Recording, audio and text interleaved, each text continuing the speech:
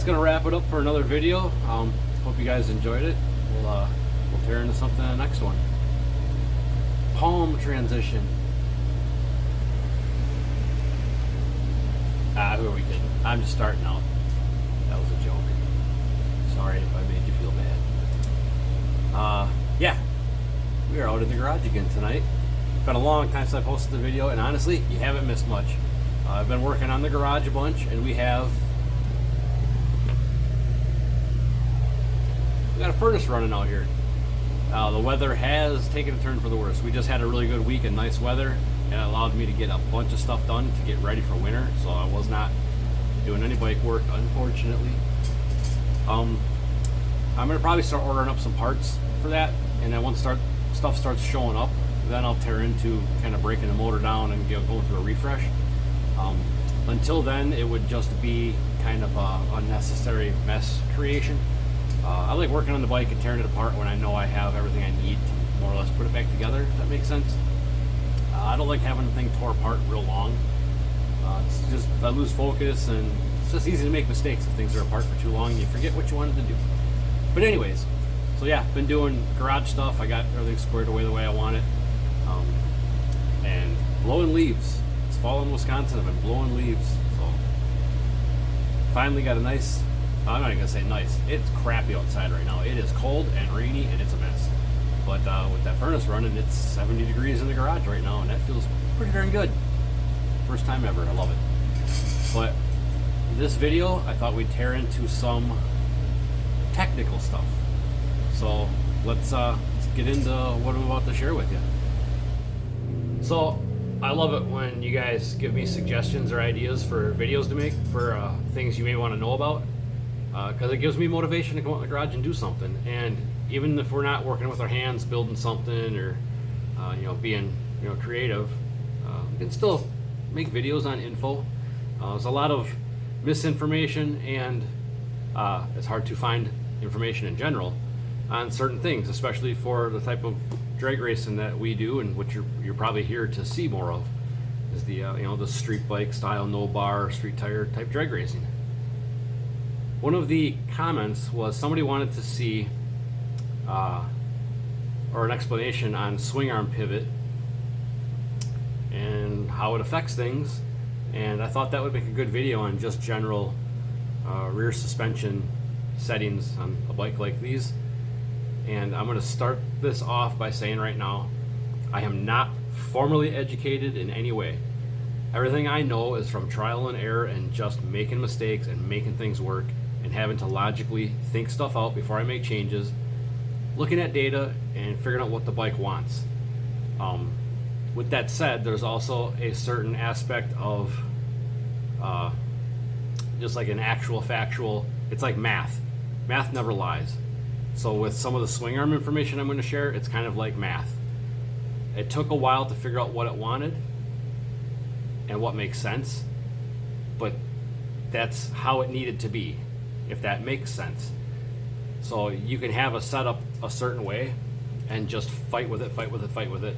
You might find a band-aid that make it work once in a while, but realistically, the settings and the theory is all going to kind of apply the same. I don't want to confuse anybody with just using a bunch of terms and a bunch of over elaborate math, but there's a little bit of it involved. But most of it is a logical understanding of looking at what you're working with and how it's going to make the bike act. So with that said, let's dig into a little bit of suspension geometry on my rig here, and I can kind of explain to you guys why it's the way it is and how certain things actually do work. You will hear the term anti-squat and pro squat a lot, and that does apply. That's what's going on. I'm not going to keep throwing that term out there and try to sound all big fancy suspension guy.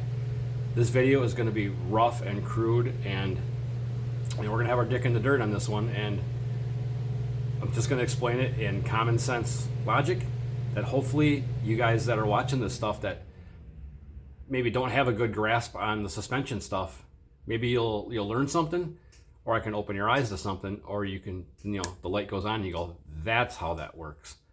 So I'm going to keep it totally simple. This video could be 5 minutes, it could be 50 minutes. I don't rehearse any of this stuff, so as this pops into my head, I'm going to be saying it. I'll try to keep on topic here and try to keep everything sort of in order.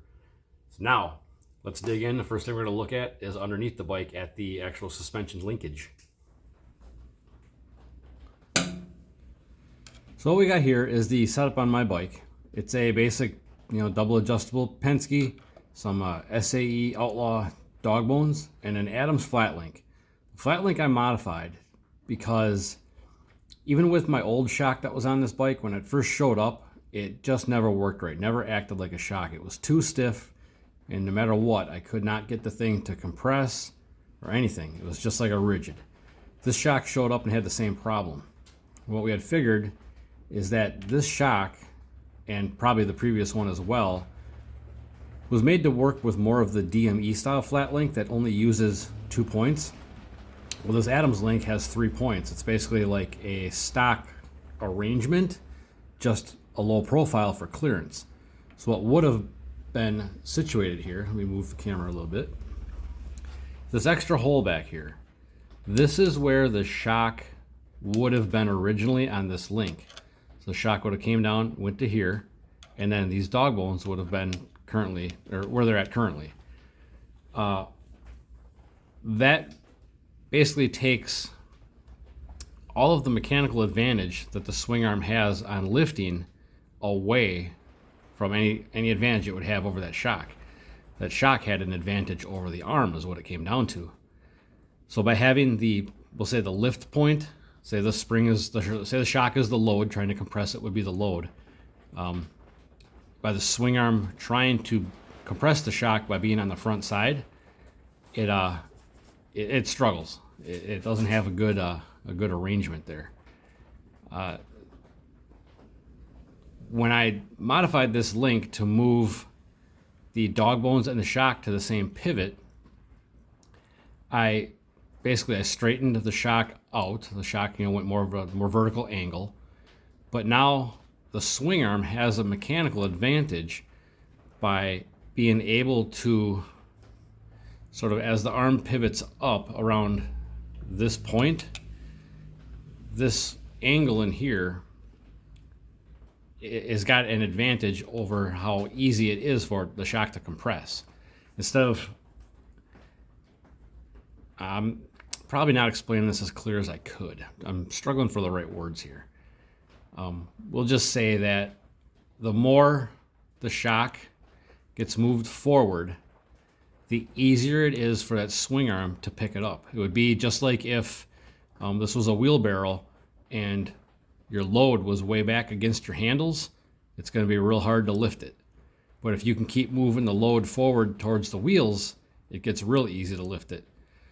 So what I'm saying is, if I kept moving the shock forward, if I could get the shock all the way up into this corner here, there would be such an advantage the swing arm has over that pivot point that not only would the shock have hardly any travel, it would probably just, it would bottom out. Just the tire in the back would just straight up go up into the tail. There would be no spring rate to work with there. It would just compress the shock just that little bit, and the arm would flatten out. But by having, whatever measurement you end up with here, there is, numbers to be working with, but I don't want to get into the exact measurements because it would be kind of irrelevant to what you're working with. I'm just trying to explain the basic, concept here. If you go, too far back, this, the links stay the same, but say the shock goes farther back you go, more the stiffer it's just going to act. So by moving that shock forward, we just increase the leverage the arm has on how easy it is to compress the shock. You just got to kind of think of it as that, don't worry, don't think weight transfer and launching the bike or nothing right now. Just think about if you were to pick up the rear tire and just pivot the swing arm, think of what this linkage is doing and where that, that advantage comes from to make the shock compress. The shock needs to work, but it also needs to have the ability to support the rear of the bike. So that's where this dimension comes in, is that there's a magic number in there depending on what link you're using, the overall weight of the bike. Sometimes you can see that there's adjustable links that'll move that point around. That's all they're doing, is just changing how you're making the spring act. So by basically moving the shock to the rear, it acts like the spring is really stiff. By moving the shock pivot forward, or shock point forward, it's going to make the shock act like it's got a softer spring on it. So that's all I did, was I just combined the 2 points. It took a little bit of creative machining to make that work, but it wasn't hard, and it worked out really good, because clearly the bike is really happy with that. But that's just the general breakdown of how this geometry down here works. And like I said, the actual measurements are just kind of irrelevant to how it works. So you just gotta visualize in your head how the swing arm going up and down affects this linkage, and where the shock is in relation to everything else. So that's all we're doing, is we're just we're using geometry and angles to trick the shock into being stiff or soft. And that saves on, one, changing springs all the time, which I have done before I realized that this link was really what my problem was. So hopefully that makes a little bit of sense on how this sort of functions. And if you're having issues with a shock that just isn't cooperating with you, and you got your coils, your tensions back, or your preload backed all the way off, and the shock is still just like rock ass hard, look into how your arrangement is down here, and consider maybe a different link, and some options. Maybe go with a 2-point system like I have here, as opposed to a 3.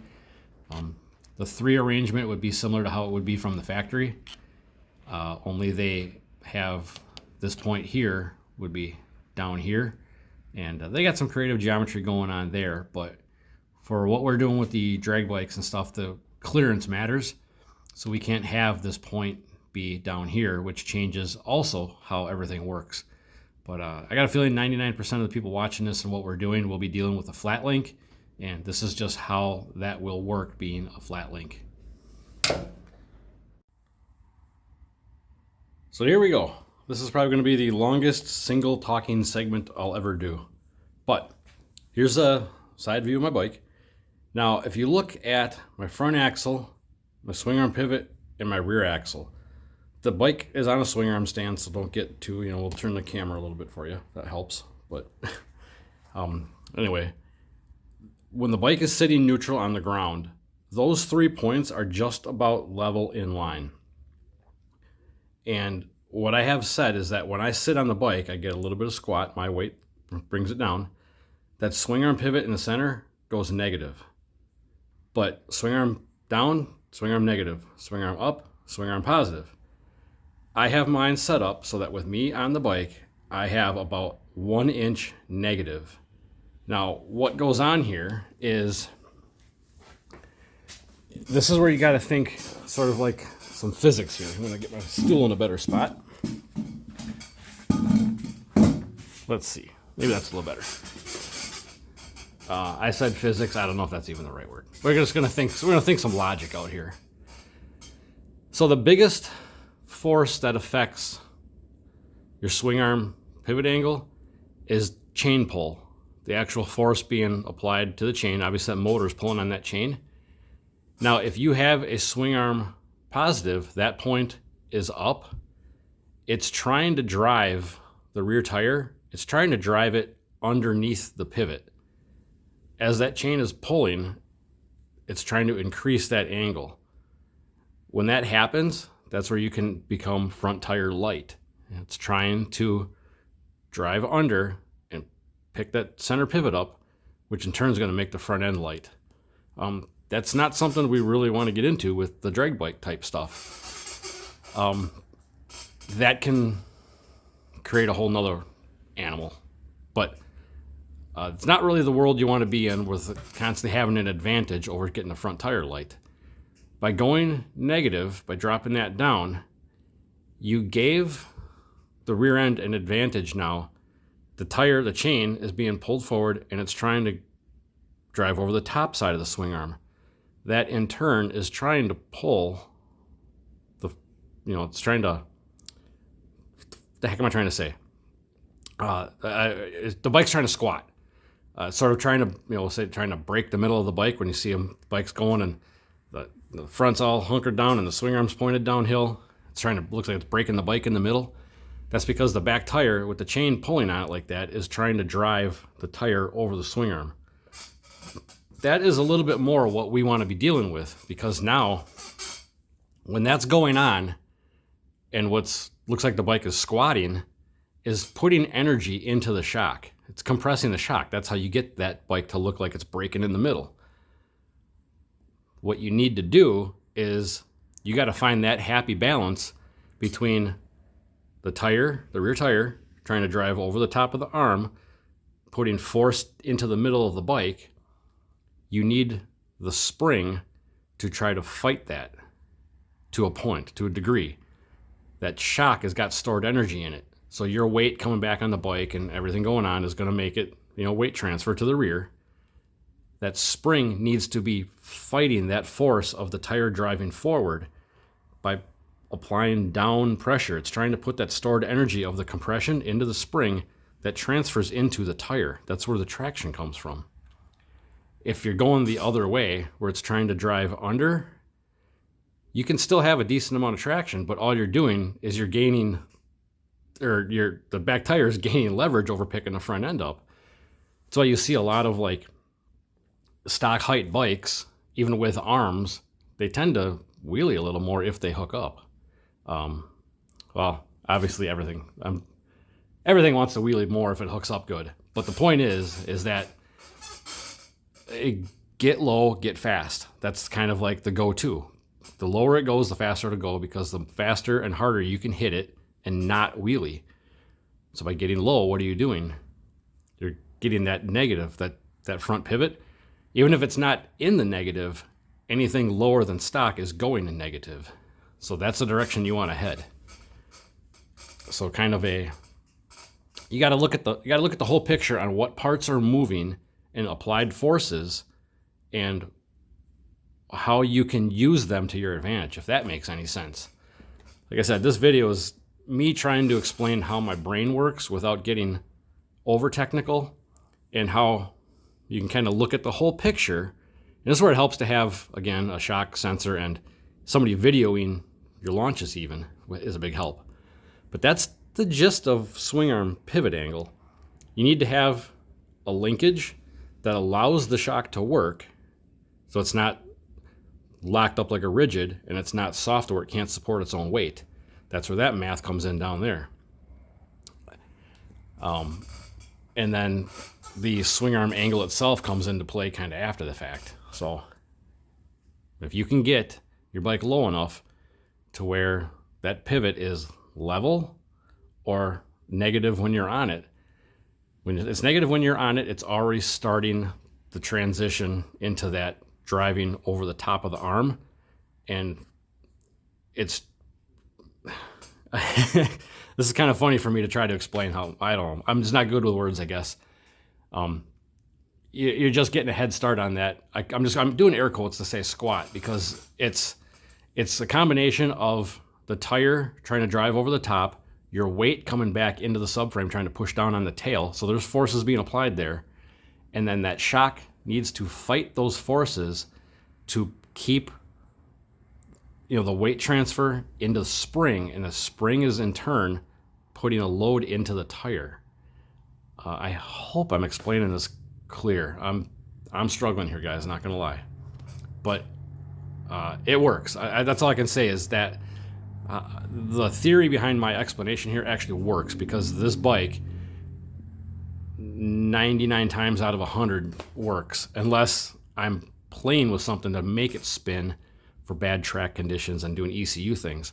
But the chassis theory in general is what works, and you need to find your happy medium with length changes the advantage over the shock, what link you're using changes the advantage over the shock, what spring you have could have you in right or left field.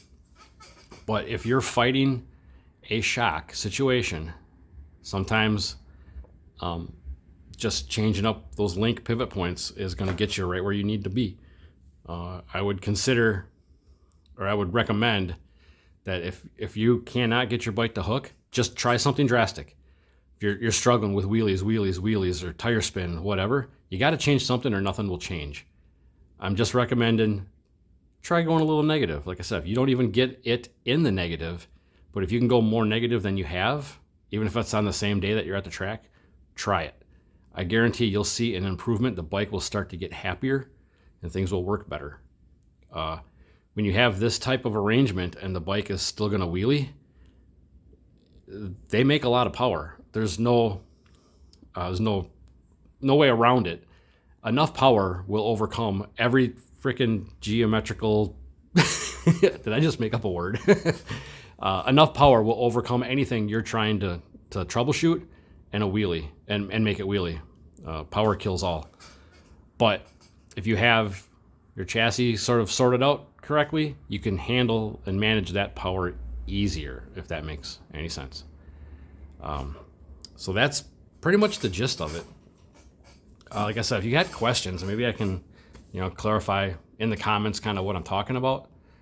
But look at my best suggestion is go look at a lot of the really, really fast bikes and just watch how the suspension works.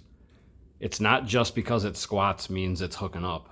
There's mechanical leverage advantages going on, and you just need to find where your advantage is going to come from. So that's the rude and crude, dirty, you probably now have tetanus video on doing a little bit of a swing arm suspension chat. Like I said, I could have gone 5 minutes or 50 minutes, but I decided I just need to keep it simple. That was just the easiest breakdown on the most basic way to look at what's going on under there. And if you got any questions, get busy in the comments. I'll try to answer what I can.